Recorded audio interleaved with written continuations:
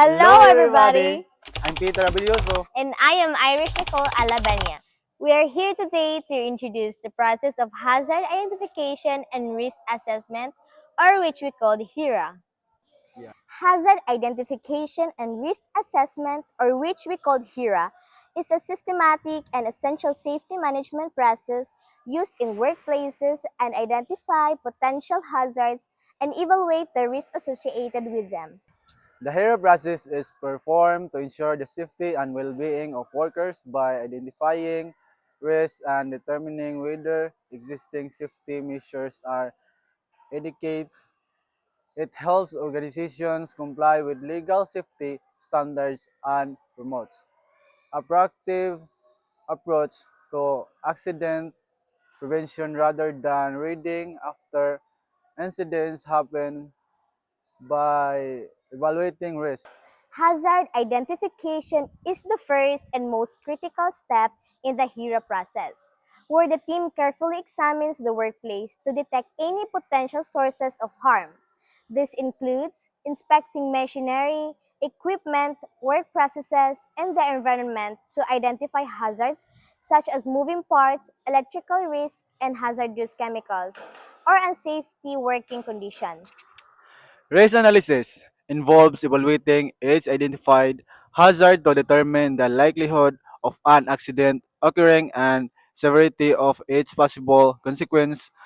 The steps often uses tools such as a risk matrix to assign values to risk, helping prioritize which hazards. Stop. Risk evaluation. In the risk evaluation stage, the analyzed risks are compared against established safety standards, regulations, or organizational criteria to determine whether they are acceptable or require action. If a risk found to be unacceptable, further control measures must be implemented to reduce it to a safety level. Control implementation. This is typically done following the hierarchy of controls, which prioritize the most effective method such as elimination and substitution before considering engineering controls, administrative controls, and personal protective equipment (PPE).